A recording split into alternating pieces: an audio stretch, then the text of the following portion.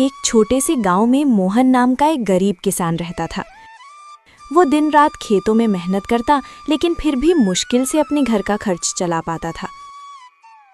सुबह होते ही वो हल लेकर खेत में लग जाता, पसीने और चिंता के साथ अपनी जिंदगी को जैसे तैसे आगे बढ़ाता रहता।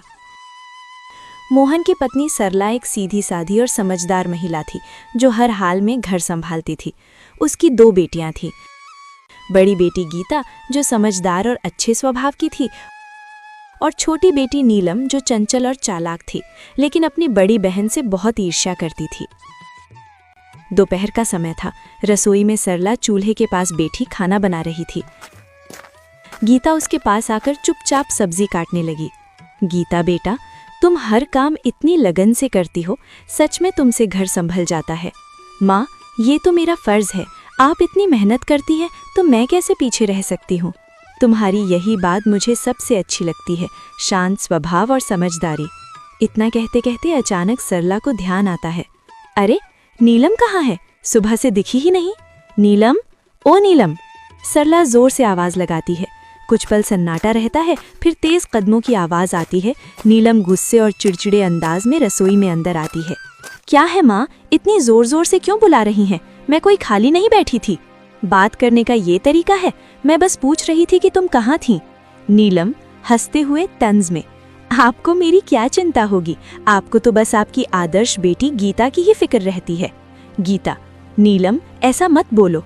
नीलम गुस्से में बीच में काटते हुए, आप चुप ही रहो दीदी, हर वक्त अच्छी बनने का नाटक मत किया करो। सबके सामने सीधी साधी बनती हो और सारी तारीफें भी तुम ही ले जाती हो। नीलम, बस करो नीलम, ये जलन तुम्हें गलत रास्ते पर ले जा रही है। हाँ, जलन है मुझे, क्योंकि मुझे हमेशा आप दोनों के बीच में छोटा और बेकार महसूस कराया जाता है। आप दोनों को तो बस एक दूसरे की अच्छाई ही दिखती है। दोपहर की तेज धूप खेतों पर चमक रही थी। मोहन अपने खेत में हल चला रहा था। उसके कपड़े पसीने से भीग चुके थे, लेकिन वो बिना रुके काम करता जा रहा था। चारों तरफ सन्नाटा था, बस बैलों की धीमी चाल और हल्की मिट्टी चीरने की आवाज सुनाई दे रही थी। थोड़ी देर बाद मोहन रुका, अपने माथे का पसीना पोंछा और आसमान की ओर देखने लगा। हे भगवान, इस बार तो दया कर देना। हर साल की तरह इस बार भी अगर फसल खराब हो गई ना, तो घर चलाना मुश्किल हो जाएगा। बच्चों की जिम्मेदारी है, घर का खर्च है। कब तक यूं ही जैसे तैसे चलता रहेगा? वो गहरी सांस लेकर फिर आसमान की ओर देखता है। बस भगवान, इस बार कोई मुसीबत मत आने देना। बारिश समय पर हो जाए, फसल अच्छी हो जाए, ताकि मेरे बच्चों को थोड़ा अच्छा जीवन दे सकूं। इतना कहकर वो फिर से काम करने लगता है। तभी दूर से कोई आवाज लगाता है, अरे मोहन! मोहन मुड़कर देखता है। उसका दोस्त रामलाल उसकी तरफ आ रहा होता है। क्या बात है भाई, आज तो बड़े सोच में डूबे हुए लग रहे हो। क्या बताऊं रामलाल, किसान की जिंदगी ही ऐसी है। मेहनत तो पूरी करते हैं, लेकिन सब कुछ ऊपर वाले के हाथ में होता है। बिल्कुल सही कहा तुमने। इस बार तो मौसम भी कुछ ठीक नहीं लग रहा। कभी ज्यादा धूप, कभी अचानक बादल। हाँ, बस यही डर लगा रहता है। अगर समय पर बारिश नहीं हुई तो सारी मेहनत बेकार चली जाएगी। लेकिन मेहनत करने वालों का साथ भगवान जरूर देता है। देखना, इस बार सब अच्छा होगा। थोड़ा माहौल हल्का होता है, फिर रामलाल मुस्कुराते हुए पूछता है, अच्छा छोड़ो ये सब, बताओ घर पे सब कैसे हैं? भाभी जी और तुम्हारी दोनों बेटियां कैसी हैं? सब ठीक हैं।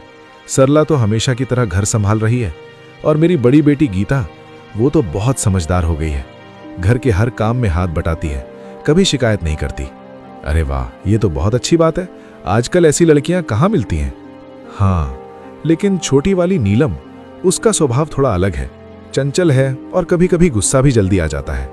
समझाने की कोशिश करता हूं, लेकिन उम्र भी तो ऐसी है। कोई बात नहीं मोहन, धीरे धीरे सब समझ आ जाता है। बच्चे हैं, समय के साथ सीख जाते हैं। बस यही उम्मीद है कि दोनों बेटियां सही रास्ते पर चलें और खुश रहें। बाकी भगवान की मर्जी। दोनों कुछ पल के लिए खेत की तरफ देखते हैं, फसल, मिट्टी और अपने संघर्ष भरे जीवन को। चलो भाई, हिम्मत मत हारना, सब ठीक होगा। हाँ, उम्मीद तो उसी से है।